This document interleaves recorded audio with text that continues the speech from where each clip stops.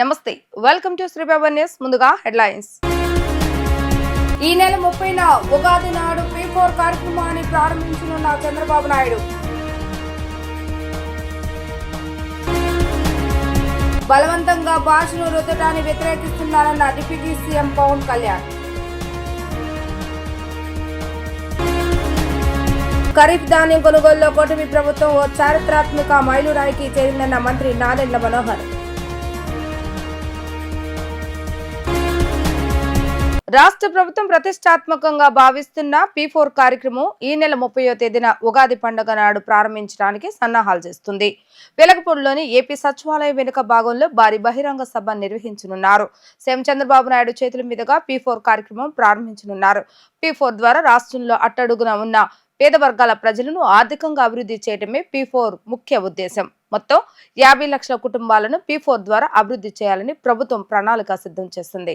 రాష్ట్రంలో పేదరిక నిర్మూలనకు రాష్ట్ర ప్రభుత్వం P4 విధానాన్ని అమలు చేయాలని భావిస్తుంది. ఇందుకోసం 50 లక్షల కుటుంబాలను ఉన్నతాదాయ వర్గాలుగా అభివృద్ధి చేయాలని ఏపీ ప్రభుత్వం భావిస్తుంది. సీఎం చంద్రబాబు నాయుడు P4 కార్యక్రమాన్ని ప్రతిష్టాత్మకంగా భావిస్తున్నారు.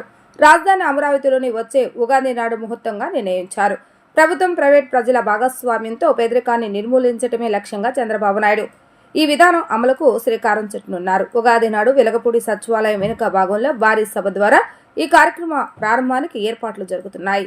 ఈ కార్యక్రమం కోసం రాష్ట్రంలోని ప్రతి నియోజకవర్గం నుంచి 50 మంది పేదలను ఆహ్వానిస్తున్నారు. దాదాపు 10,000 మందితో ఈ కార్యక్రమాన్ని నిర్వహించనున్నారు. భాషను బలవంతంగా రుద్దటాన్ని తాను వ్యతిరేకిస్తానని ఉప ముఖ్యమంత్రి పవన్ కళ్యాణ్ స్పష్టం చేశారు. లోక్సభ నియోజకవర్గాల పునర్విభజన అంశం మొదటి పార్లమెంట్లో మాట్లాడాలని, ఆ తర్వాత పోరాడాలని, అలా కాకుండా ఒకేసారి రోడ్లపైకి వస్తే ఎలా అని ప్రశ్నించారు. లోక్సభలో ప్రాతినిధ్యం తగ్గటాన్ని తాను అంగీకరించనని ఆయన పేర్కొన్నారు. తమిళనాడుకు చెందిన తంతి టీవీ ఛానల్కు ఇచ్చిన ప్రత్యేక ఇంటర్వ్యూలో త్రిభాషా విధానం, లోక్సభ నియోజకవర్గాల పునర్విభజనతో పాటు సమకాలీన రాజకీయాలపై తన అభిప్రాయాలను ఉప ముఖ్యమంత్రి పవన్ కళ్యాణ్ వెల్లడించారు. హిందీ వల్ల తమిళానికి ముప్పు ఉందనే భావన తమిళనాడులో ఉందన్న ప్రశ్నకు స్పందిస్తూ ఏ భాషను బలవంతంగా రుద్దకూడదని, అలా జరిగితే తానే వ్యతిరేకిస్తానని పవన్ కళ్యాణ్ వెల్లడించారు. తమిళం నేర్చుకోవాలని ఎవరూ తనను ఒత్తిడి చేయలేదని, తానే నేర్చుకున్నానని చెప్పారు. లోక్సభ నియోజకవర్గాల పునర్విభజనపై దక్షిణాది రాష్ట్రాలకు ముప్పు ఉందంటూ చెన్నైలో జరిగిన ఉమ్మడి కార్యాచరణ సమితి సమావేశంపై పవన్ స్పందించారు. మొదట పార్లమెంట్లో మాట్లాడాలని, ఆ తర్వాత పోరాడాలని, అలా కాకుండా ఒకేసారి రోడ్లపైకి వస్తే ఎలా అని ప్రశ్నించారు. ఒకవేళ కేంద్రంలో ఎన్డీఏ ప్రభుత్వం లేకపోతే ఈ వైఖరి మరోలా ఉండేదని తెలిపారు. లోక్సభలో ప్రాతినిధ్యం తగ్గటాన్ని తాను అంగీకరించనని ఆయన పేర్కొన్నారు.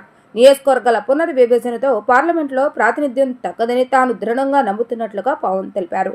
ఆంధ్రప్రదేశ్ను దాటి జనసేన విస్తరించాలని తమిళనాడుకు మీ భావాజాలాన్ని తీసుకెళ్లాలని భావిస్తున్నారా అన్న ప్రశ్నకు తనకు ఆ ఉద్దేశం లేదన్నారు.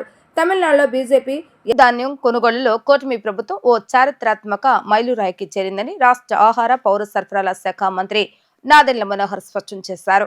ఏ రాష్ట్ర ప్రభుత్వం కూడా కొనుగోలు చేయని విధంగా కూటమి ప్రభుత్వం నాటికి 8,003 కోట్ల మేర ధాన్యం కొనుగోలు చేస్తుందని తెలిపారు. శ్రీకాకుళం నుంచి అనంతపురం వరకు ప్రతి జిల్లాలోనూ రైతులను ఏమాత్రం ఇబ్బంది పెట్టకుండా ధాన్యం కొనుగోలు ప్రక్రియ కొనసాగించినట్లుగా ఆయన పేర్కొన్నారు.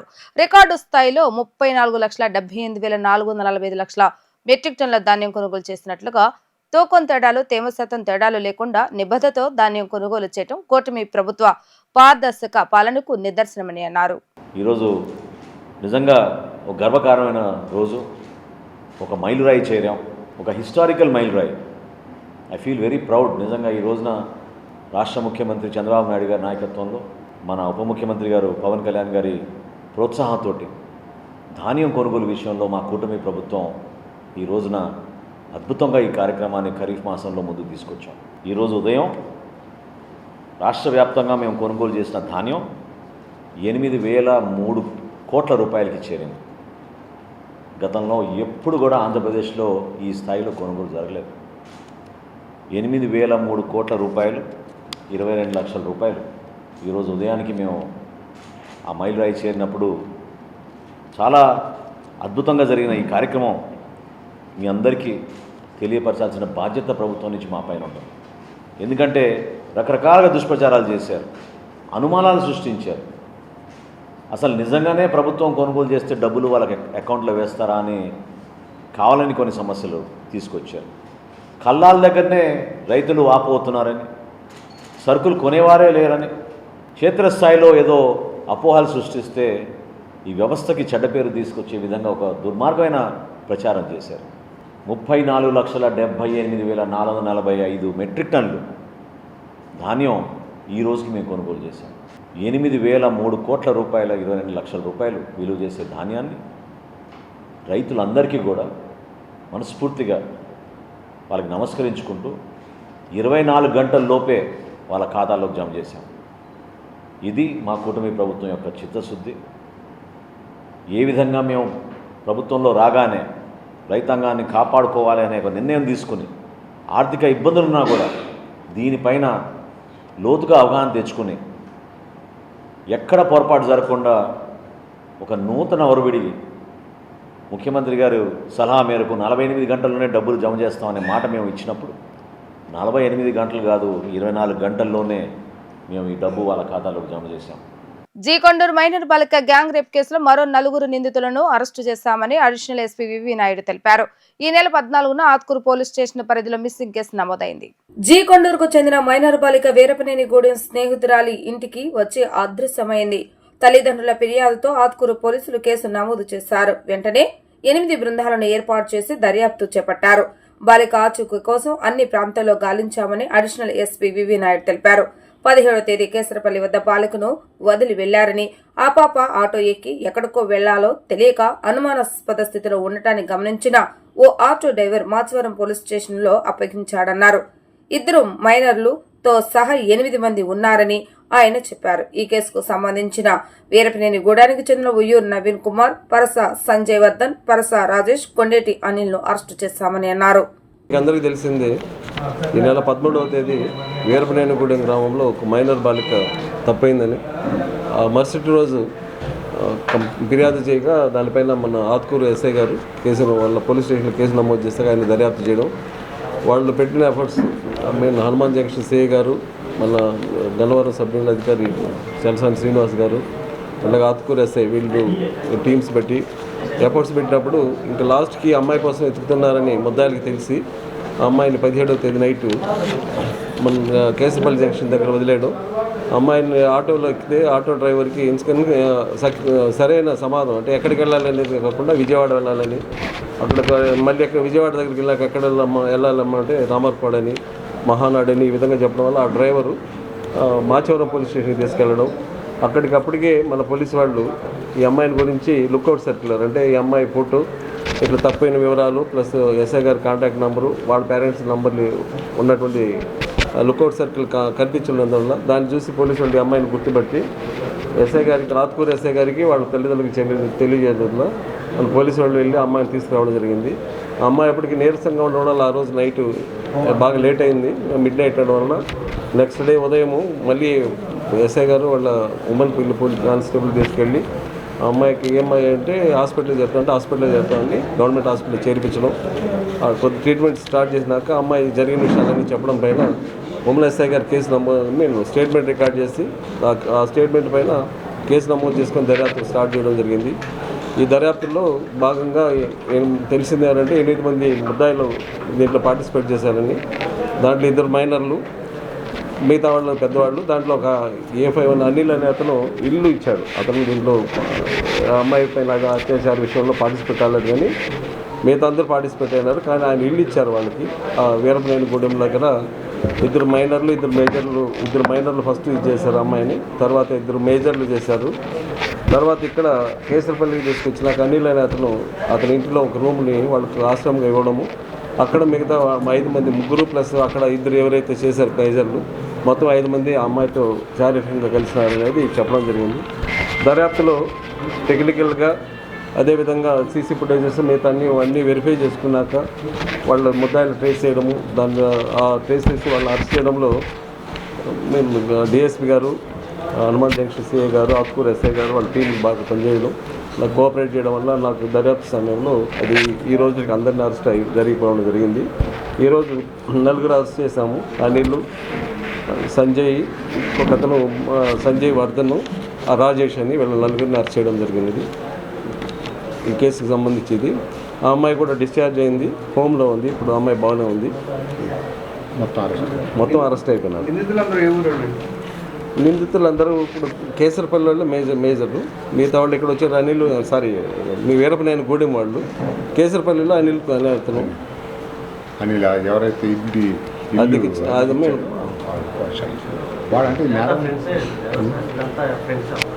ఫ్రెండ్సే, పరిచయాలు ఉన్నాయి. వీళ్ళ పాత కేసులు ఉన్నాయి కొన్ని, దానిపైన పరిచయాలు ఉన్నాయి. అనిల్ అనే అతను నేరంలో అంటే అతను ఇల్లు ఇచ్చాడు అంతే, అత్యాచారంలో పాల్గొన్నాడు. ఓకే, అంతా అది అతను నోయింది ఇదంతా. హిందూ జనసంఘ ఆధ్వర్యంలో బాంబే కాలనీలో సామూహిక సత్యనారాయణ స్వామి వ్రతాలను నిర్వహించారు. మనమంతా హిందువులే అనే నినాదంతో హిందూ జనసంఘ్ నిర్వహించిన ఈ సామూహిక సత్యనారాయణ స్వామి వ్రతాల్లో పెద్ద సంఖ్యలో భక్తులు పాల్గొని వ్రతాలను ఆచరించారు.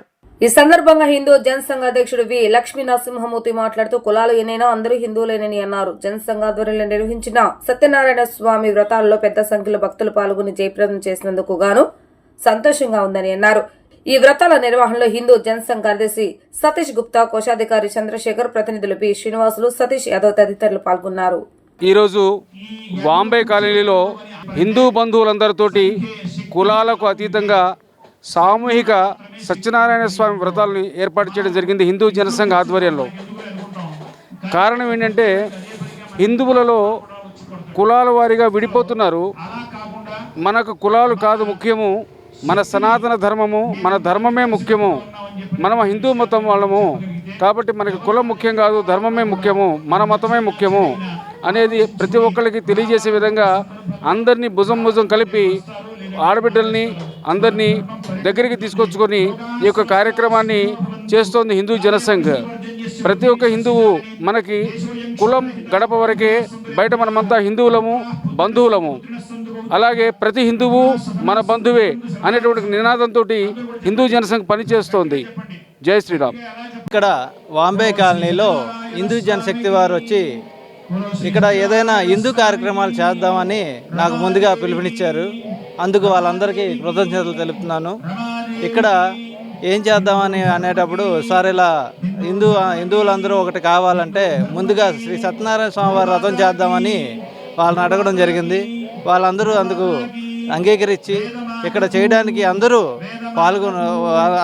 వాళ్ళంతా వచ్చి చేస్తున్నారు. ఇందులో హిందువులంతా ఒక 250 ఫ్యామిలీ భార్యాభర్తలు ఇక్కడ శ్రీ సత్యనారాయణ స్వామి వ్రతాన్ని జరుపుకుంటున్నాము. అందుకు చాలా గర్వంగా ఉంది.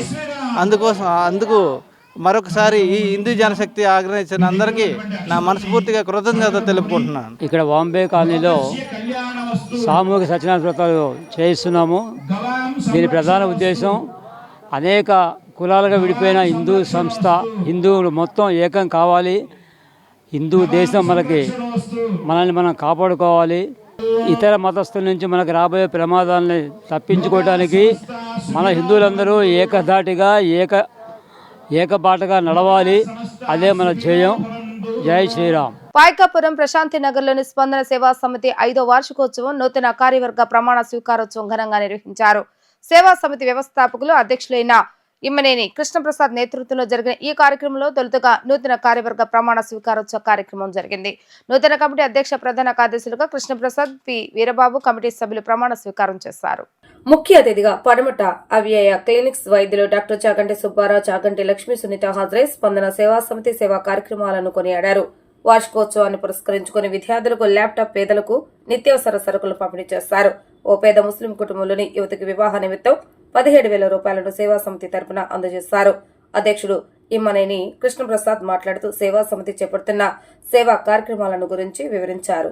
గత 5 సంవత్సరాలుగా స్పందన సేవా సమితి కార్యక్రమాలని మానవ సేవే మాధవ సేవ అనే అక్షర కుసుమాలను అక్షరాలను నిజం చేస్తూ అనేక సేవా కార్యక్రమాలు చేస్తున్నాం. గత సంవత్సరం 2024-25 సుమారు 8 లక్షల రూపాయలను పేదవారికి కానీ పేద విద్యార్థులకే కానీ అలాగే సమాజంలో ఇబ్బంది పడుతున్న అనారోగ్యంతో ఉన్నటువంటి కిడ్నీ పేషెంట్లకి, క్యాన్సర్ పేషెంట్లకు కూడా ఖర్చు పెట్టడం జరిగింది. ముఖ్యంగా వరదల్లో ఈ 8 లక్షల రూపాయల్లో 4,75,000 రూపాయలు కేవలం వరద ప్రభావిత ప్రాంతాల్లో 32 డివిజన్లలో మరి ఖర్చు పెట్టడం జరిగింది. మహిళలకి కుట్టు మిషన్లు కూడా ఇవ్వడం కూడా జరిగింది. ఇదే స్ఫూర్తిని ఈ సంవత్సరం కూడా కొనసాగిస్తాం. ముఖ్యంగా రోడ్డు భద్రత మీద రోడ్డు భద్రత స్పందన ఆకాంక్ష అనే అంశాన్ని ప్రత్యేక శ్రద్ధగా తీసుకుంటూ అనేక కార్యక్రమాలకి ఈ సంవత్సరం అంకురార్పణ చేస్తామని చెప్పేసి తెలియపరుస్తున్నాను. ఈ కార్యక్రమాలకు గాను మా ప్రీతమ శాసనసభ్యులు మరి ప్రభుత్వ విప్ బోండా ఉమామహేశ్వరరావు కూడా పరోక్షంగా మరి ఎంతో మాకు సలహాలను ఇస్తూ మాకు వారి యొక్క ఆశీస్సులను ఎల్లప్పుడూ కూడా అందజేస్తున్నారు. అదేవిధంగా మరి వాళ్ళ స్కూల్స్లో మరి గవర్నమెంట్ వారు మరి పౌష్టికాహారం, అలాగే రాగి జావ, మరి తర్వాత కోడిగుడ్లు కానీ అనేక పౌష్టికాహారం కూడా అందజేస్తున్నారు.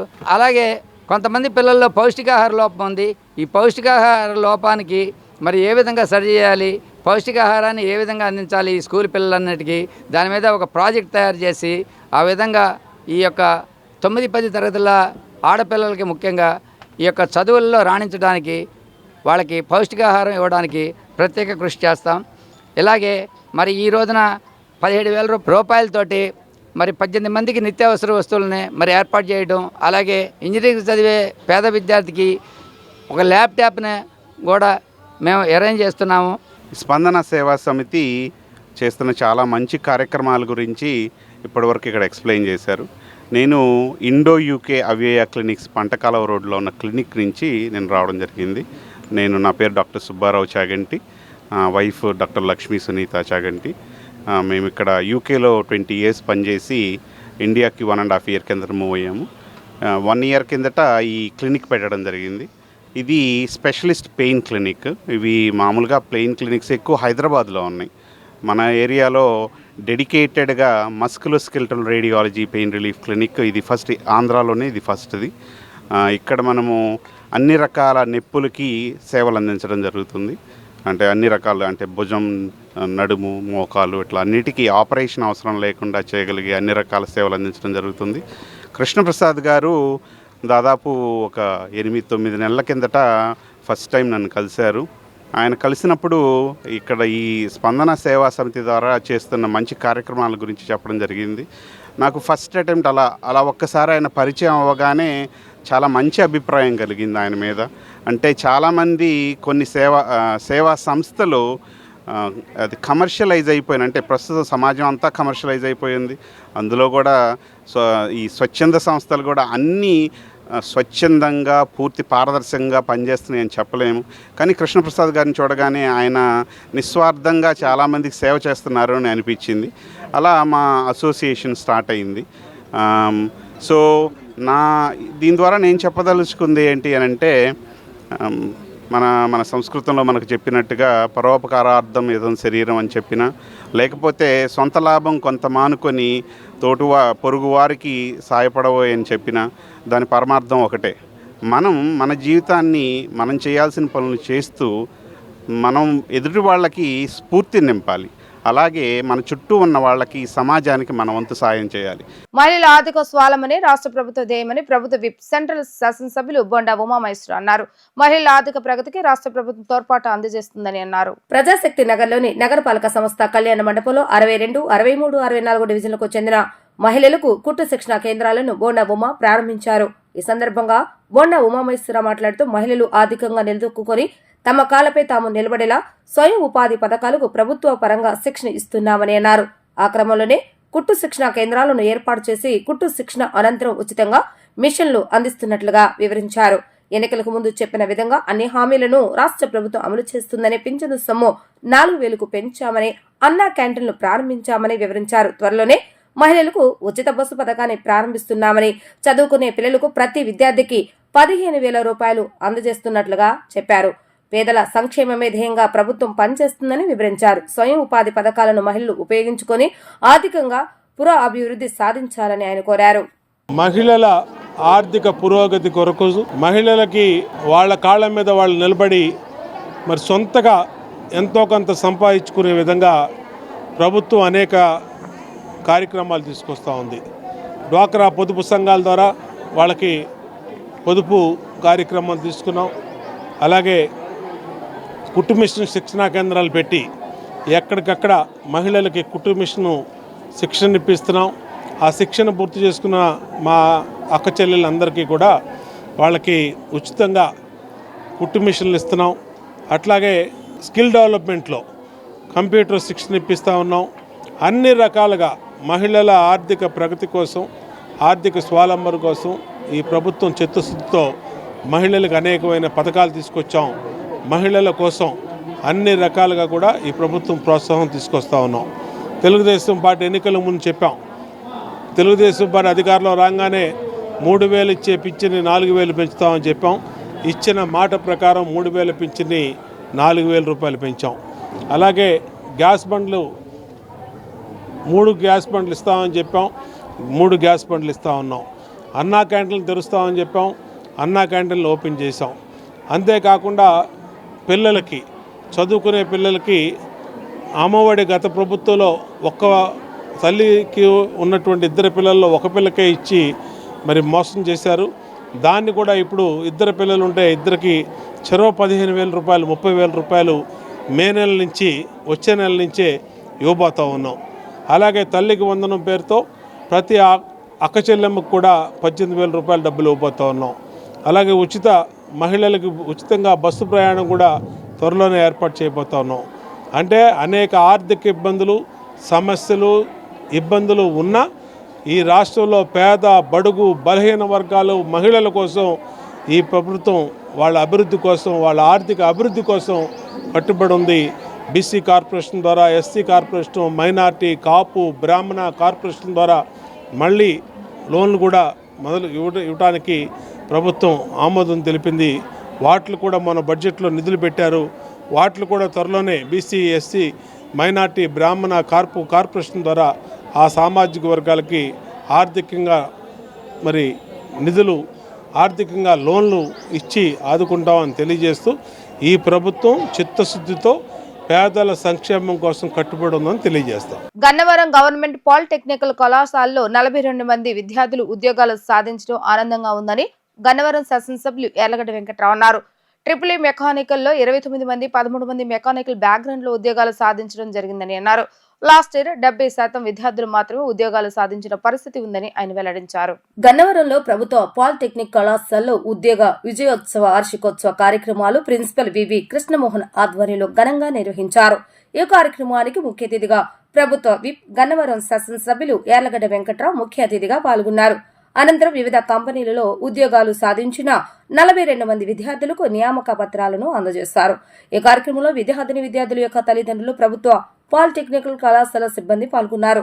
ఈ సందర్భంగా ప్రభుత్వ విప్ గన్నవరం శాసనసభ్యులు యార్లగడ్డ వెంకట్రావు మాట్లాడుతూ ఈ సంవత్సరం 100% స్టూడెంట్స్ ఉద్యోగాలు సాధించడం జరిగిందని అన్నారు. కొంతమంది విద్యార్థులకు 3-4 కంపెనీల నుంచి ఆఫర్ లెటర్స్ వచ్చిన పరిస్థితి ఉందని తెలిపారు. రాబోయే కాలంలో వచ్చే విద్యా సంవత్సరంలో మరిన్ని పెద్ద కంపెనీలు కూడా ఈ క్యాంపస్ కు వస్తాయని స్పష్టం చేశారు. గన్నవరం నియోజకవర్గంలో నిరుద్యోగ యువతకు ఉద్యోగ అవకాశాలు కల్పించే లక్ష్యంగా పనిచేస్తానని ఆయన హామీ ఇచ్చారు. దానిలోని భాగంగా 3 రోజుల క్రితం మల్లవల్లి ఇండస్ట్రియల్ ఏరియాలో అశోక్ లేలాండ్ కంపెనీ మంత్రి నారా లోకేష్ ప్రారంభించడం జరిగిందని తెలియజేశారు. ఈ 5 సంవత్సరాల పదవీ కాలంలో 15,000 మంది నిరుద్యోగులకు ఉద్యోగ అవకాశాలు కల్పిస్తాను, లేని పక్షంలో నియోజకవర్గంలో ఓటు అడగనని వెల్లడించారు. ఇప్పటికే దాదాపు నియోజకవర్గంలో 7,000 మందికి నిరుద్యోగులకు ఉద్యోగ అవకాశాలు కల్పించామని, మల్లవల్లి ఇండస్ట్రియల్ ఏరియాలో రాబోయే రోజుల్లో ఇంకో 479 ఎకరాల అసైన్ ల్యాండ్ ను ఇండస్ట్రియల్ ఏరియాకు కేటాయించబోతున్నామని అన్నారు. 180 కంపెనీలు మన నియోజకవర్గానికి రావడానికి సిద్ధంగా ఉన్నాయని, రాబోయే రోజుల్లో మల్లవల్లి ఇండస్ట్రియల్ ఏరియానే ఈ ప్రభుత్వ పాలిటెక్నిక్ కళాశాల విద్యార్థులందరికీ ఉపాధి అవకాశాలు కల్పిస్తుందని బలంగా నమ్ముతున్నానని అన్నారు. 100% ఉద్యోగాలు సాధించిన ఈ ప్రభుత్వ పాలిటెక్నిక్ కళాశాల విద్యార్థులు భావితరాలకు ఆదర్శదాయకంగా నిలవాలని ఆయన పిలుపునిచ్చారు. ఈరోజు గవర్నమెంట్ పాలిటెక్నిక్ కాలేజ్ గన్నవరంలో 42 మంది విద్యార్థులు ట్రిపుల్ ఈ మెకానికల్లో, 29 మంది ట్రిపుల్ ఈలో, 13 మంది మెకానికల్ బ్యాక్గ్రౌండ్లో గ్రాడ్యుయేట్ అవ్వడం జరిగింది. దాంట్లో భాగంగా 42 మందికి క్యాంపస్లో ఉద్యోగాలు రావటం అభినందనీయం. First time last year 70% of the స్టూడెంట్స్కి మాత్రమే క్యాంపస్ ఇంటర్వ్యూ జాబ్ వచ్చిన పరిస్థితి. ఈసారి 100% 142 అవుట్ ఆఫ్ 42 అందరికీ ఉద్యోగాలు వచ్చిన పరిస్థితి. కొంతమంది విద్యార్థులకి అయితే 3-4 ఆఫర్ లెటర్లు ఉన్నాయి. వాళ్ళు డిసైడ్ చేసుకోవాల్సిన పరిస్థితి ఏ కంపెనీకి వెళ్తాం. రాబోయే కాలంలో ఈ 42/42 ఇప్పుడు రావడం వల్ల వచ్చే విద్యా సంవత్సరం నుంచి మరిన్ని పెద్ద కంపెనీలు కూడా ఈ క్యాంపస్కి వస్తాయని బలంగా నమ్ముతున్నా. గన్నవరం నియోజకవర్గంలో నిరుద్యోగ యువతకు ఉపాధి అవకాశాల లక్ష్యంగా పనిచేస్తున్నారు. దాంట్లో భాగంగానే మల్లవల్లిలో 3 రోజుల క్రితం అశోక్ లేలాండ్ ఓపెనింగ్ జరిగింది. అశోక్ లేలాండ్ మేనేజ్మెంట్ కానీ, ధీరజ్ గారు కానీ, అలాగే లోకేష్ బాబు చేతుల మీదుగా ఓపెనింగ్ జరిగింది. మీకు తెలిసిన విషయం.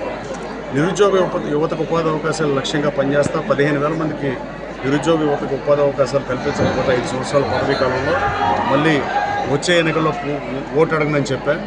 దాదాపు ఇప్పటికి 7,000 మందికి ఉద్యోగాలు వచ్చిన పరిస్థితి నేను చూస్తూ ఉంటే, మొన్న చంద్రబాబు నాయుడు గారు నేను మల్లవల్లిలో ఇండస్ట్రియల్ కారిడార్ని డెవలప్ చేయడానికి కానీ, వీరపనేనిగూడెంలో స్ట్రెచ్ చిన్నదవటం వల్ల ఇంక 50 ఎకరాలు మాత్రం అందుబాటులో ఉంది.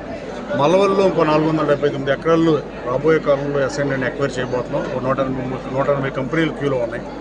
420 కంపెనీలు 18 మాసాల్లో రాబోతున్నాయి. గన్నవరంలో ఫ్యూచర్లో వచ్చే సంవత్సరం ఈ టైంకి, బహుశా వచ్చే సంవత్సరం కాకుండా పై సంవత్సరం అయితే ఎట్టి పరిస్థితుల్లో గవర్నమెంట్ పాలిటెక్నిక్ కాలేజ్ కూడా మల్లవల్లి ఇండస్ట్రీస్లే వీళ్ళందరికీ ఈ యువతకు ఉపాధి అవకాశాలు కల్పిస్తారని బలంగా నమ్ముతున్నా. రాబోయే కాలంలో 15,000 ఉద్యోగాలు 30,000 ఉద్యోగాలు ఇస్తాం మల్లవల్లిలో అని చెప్పి చంద్రబాబు నాయుడు గారు, ముఖ్యమంత్రి గారు విజన్ 2040 సమయంలో కూడా మల్లవల్లిని ప్రస్తావించడం నేను గర్వంగా భావిస్తున్నా స్థానిక శాసనసభ్యులు. రాబోయే కాలంలో గన్నవరం నియోజకవర్గం నుంచి యువత ఉపాధి అవకాశాల లక్ష్యంగా పనిచేస్తా.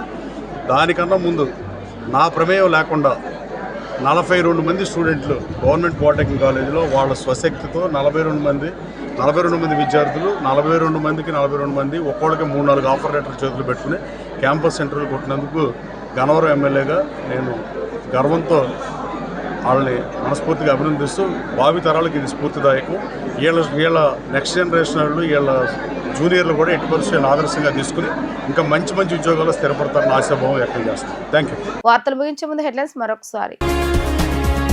ఈ నెల 30న ఉగాది నాడు P4 కార్యక్రమాన్ని ప్రారంభించనున్న చంద్రబాబు నాయుడు. బలవంతంగా భాషను రుద్దటాన్ని వ్యతిరేకిస్తున్నారన్న డిప్యూటీ సీఎం పవన్ కళ్యాణ్.